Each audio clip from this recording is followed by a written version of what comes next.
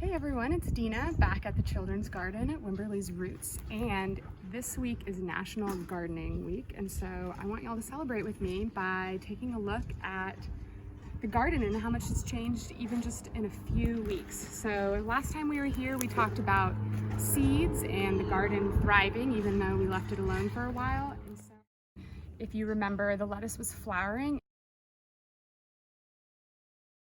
If we were to just pull one of those little feathery tops right there, we now officially have dried seeds that can now be saved and stored for planting in the fall or next spring. So before, those seeds were still like a greenish yellow, and now they have dried on the plant. So all you have to do is pick off all of these feathery tops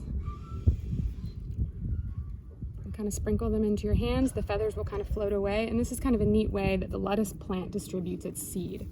These feathers serve as like a flying device, so the seeds get distributed by the wind and plant themselves in other parts of the garden. Oftentimes you can see lettuce reseeding itself in the garden if you let it go to seed.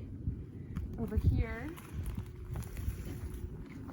our peas look brown and crispy. It doesn't look like anything you would want to eat, but again, when you look closely, you've got a dried pod that is full of seeds for us to plant in the spring.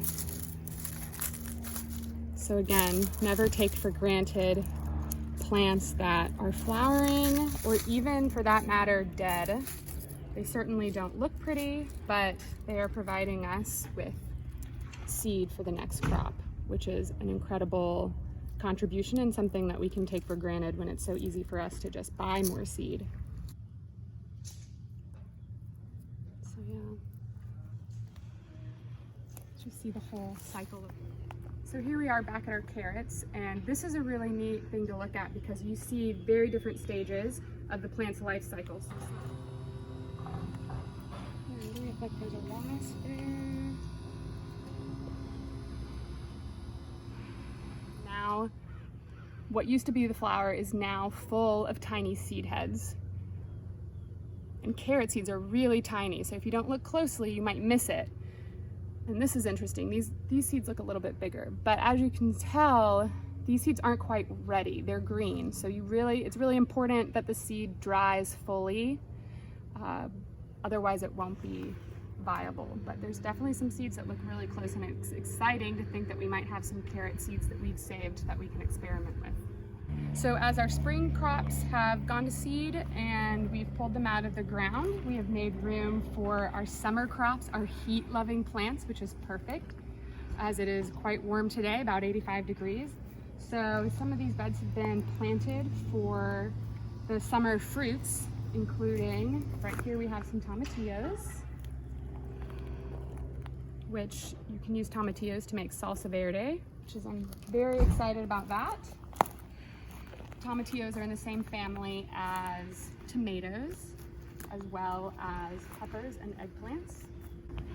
Here we have our eggplant, which I'm excited about. It's a really cool Turkish variety, and it's not a purple eggplant, it's supposed to be an orange eggplant. So it actually ends up looking more like a tomato than the eggplant we're used to.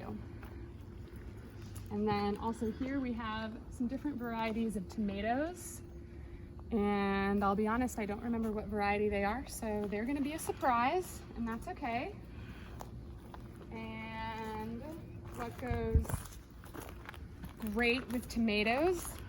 Basil. And not only does basil grow really well with tomatoes, it also tastes delicious with basil, whether you just make a tomato and basil sandwich, or if you make a pizza with it, or a simple spaghetti sauce. So these are our basil plants right here. They were all planted about a week ago, so they're still kind of small. And then lastly, something that I planted back in March that I'm excited is still thriving is runner beans. So check this out right here. The plants don't look very big for beans, but these are the bean pods, and you can actually let these dry on the plant and use them as a dry bean, and they're really large bean that's kind of like a speckled purple brown color.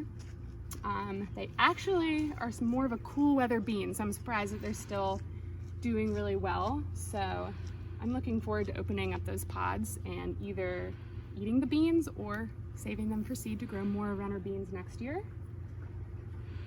And that's where our garden is.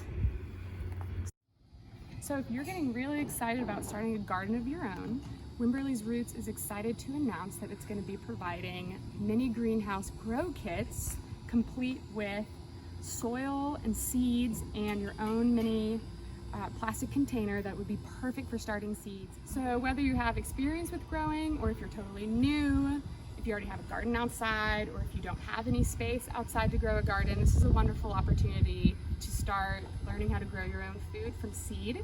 So please stay tuned to our website. We'll be announcing that in the coming week of how to purchase one of these kits to bring home so that we can actually be growing together this summer. Even though we can't be together, we can still grow together. So I'm looking forward to that, and I hope you stay tuned.